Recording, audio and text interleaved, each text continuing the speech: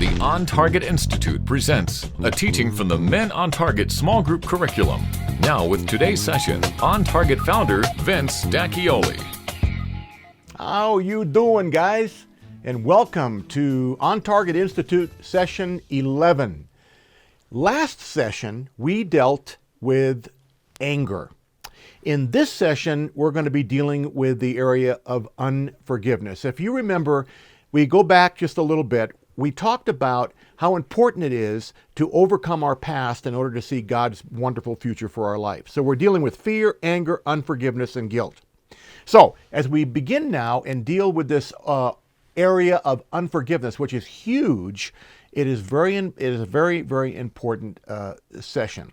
Now, we dealt with fear, anger, unforgiveness, and guilt, the idea of release or letting go of the past. You may remember all of that. And you remember our verse is Philippians 3:13 and 14. We keep coming back to this because it's so important here what the Apostle Paul is saying.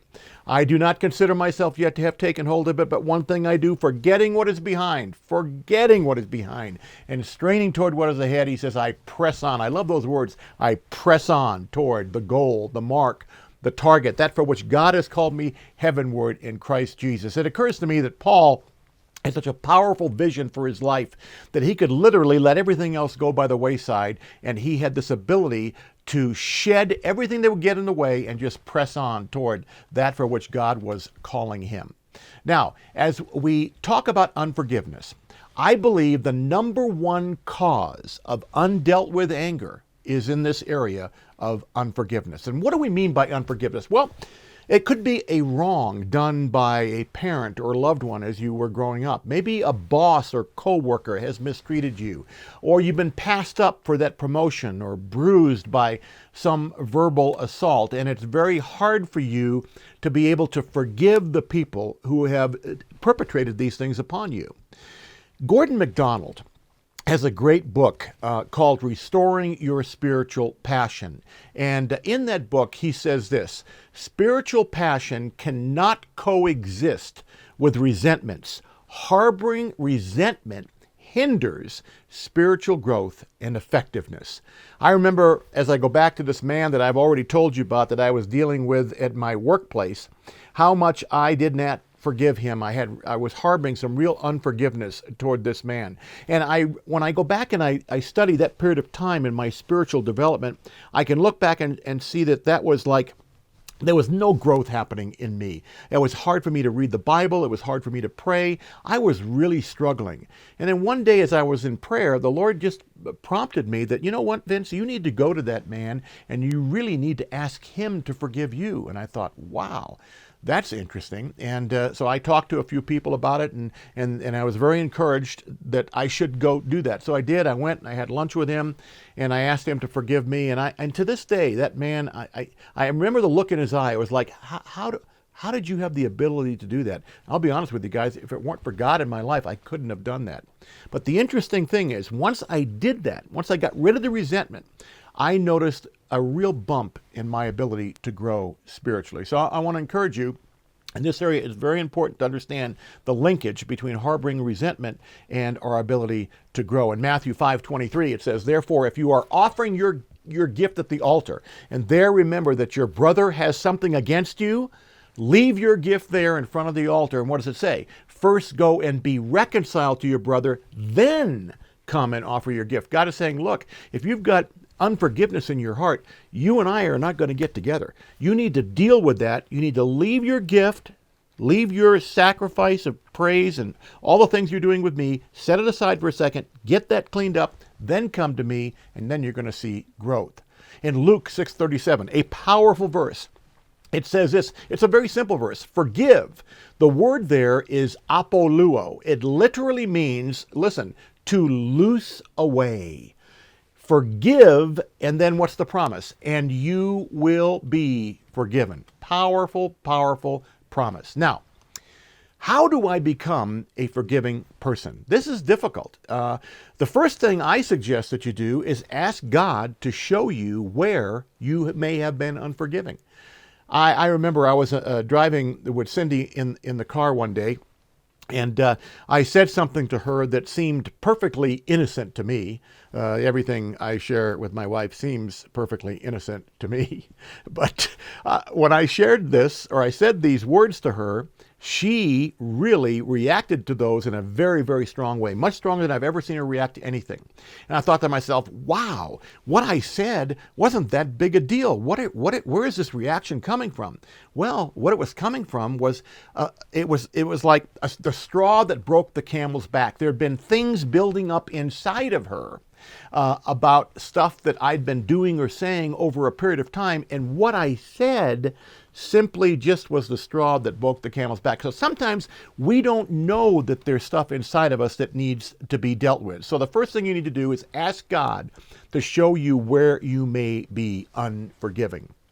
The second thing you need to do is understand what forgiveness is and what it is not. First of all, it is not natural. And if you wait until you feel like forgiving someone, guess what? The likelihood of you doing that is not very, very high.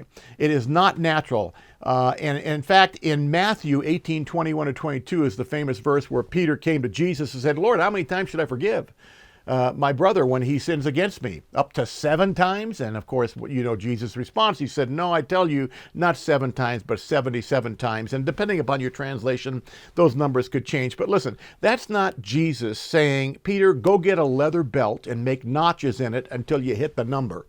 What Jesus is trying to communicate here is that it must flow through us, listen, always. We need to learn to be forgiving people. If you can't do this and you harbor unforgiveness in your heart, it will really do more harm oftentimes to you than it will do for the people that you're unforgiving toward. So forgiveness is not natural, but the second thing is forgiveness is not an option. It is not an option. Look at 2 Corinthians 5:18. You remember the command in Matthew 5:23. It says, be reconciled. 2 Corinthians 5:18 says, all this is from God who reconciled us to himself through Christ and gave us what? The ministry of reconciliation. It is our ministry to be reconciled. In Ephesians 4:32. It says, be kind and compassionate to one another, forgiving each other, just as in Christ God forgave you. One of my favorite quotes is by George Herbert. He says, he who cannot forgive breaks the bridge over which he himself must pass. And guys, we've got to remember the importance of unforgiveness. Now, look at this verse in John. I've read this verse over and over again, and I've failed to really recognize how profound it really is. Here's what it says in 1 John 2:11. Whoever hates his brother is in the darkness. Get this, guys.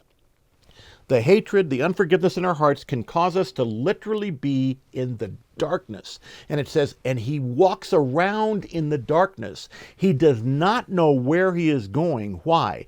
Because the darkness has blinded him.